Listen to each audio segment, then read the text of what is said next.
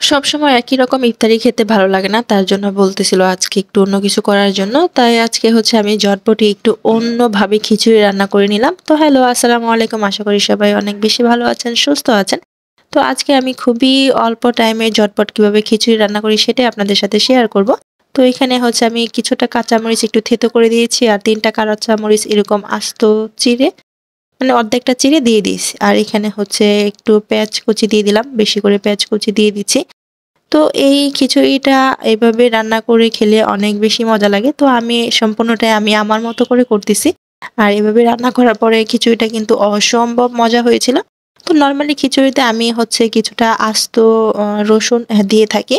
আর হচ্ছে এখানে কিছুটা আমি ছোলা সিদ্ধ করা ছিল সেটা দিয়ে দিলাম। আর সাথে হচ্ছে এখন গুঁড়া মসলাগুলা দিয়ে দিব। ধনিয়ার গুঁড়া, হলুদের গুঁড়া, মরিচের গুঁড়া, জিরার গুঁড়া। তো এখানে মরিচের গুঁড়ার পরিমাণটা মানে একটু কমই দিব কারণ কাঁচামরিচ, তারপরে হচ্ছে থেতো করে দিয়েছি। তারপরে হচ্ছে পরে আবার শুকনা মরিচ দিব। আর এখন হচ্ছে আমি আমার জামাইয়ের সেই স্পেশাল বানানো মসলাটা দিয়ে দিলাম। আর এখন হচ্ছে বাটা মসলা দিয়ে দিচ্ছি, আদা রসুন পেস্ট।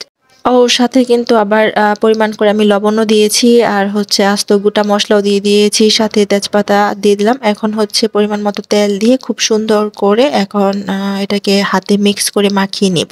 তো এই খিচুড়িটা একদম সবকিছু একসাথে দিয়ে মিক্স-টিক্স করে মাখিয়ে রান্না করতে বসিয়ে দিব।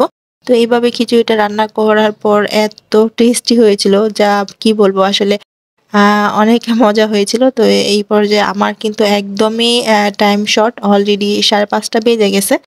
তো এই টাইমে হচ্ছে আমি এসে রান্না বসাইছি। খুবই দ্রুত রান্নাটা করতে হবে। আর হচ্ছে এই টাইমে একটু গ্যাসেও দেখা গেছে যে প্রবলেম করে একদম কমে যায়।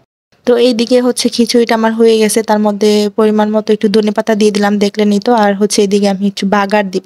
তো বাগার দেওয়ার জন্য হচ্ছে পেঁয়াজ, সামান্য পেঁয়াজ আর হচ্ছে ৩ টা শুকনা মরিচ নিয়ে নিলাম। আর সাথে হচ্ছে আস্ত গোটা জিরে দিয়ে দিলাম। দিয়ে হচ্ছে খুব সুন্দর করে এটাকে ভেজে নিব। ভেজে নিয়ে হচ্ছে বাগারটা দিয়ে দিব।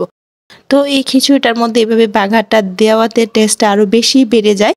তো এখন হচ্ছে আমি কিছু গুঁড়া মসলা দিব। গুঁড়া মসলা বলতে হচ্ছে গরম মসলার গুঁড়া আর হচ্ছে এখানে ম্যাজিক মশালাটা দিব।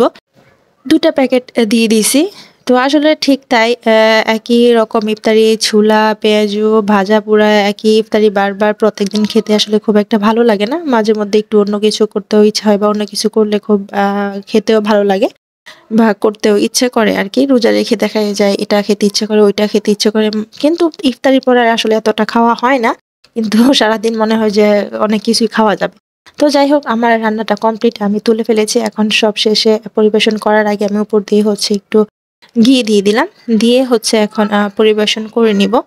তো লাইটিং এর কারণে কালারটা একটু অন্যরকম আসতেছে কিন্তু পারফেক্ট খুবই সুন্দর একটা কালার আসছিল খিচুড়ির মধ্যে। আর এই তো আমার ইফতারি রেডি। আমি ঝটপট করে রান্না শেষ করে ইফতারিটা রেডি করে নিলাম। এটা হচ্ছে আচারি খিচুড়ি। তো নরমালি আচারটা আমি দেইনি রান্নার মধ্যে কারণ পরে খাবো তার জন্য। সো ভিডিওটা এখানে শেষ করব।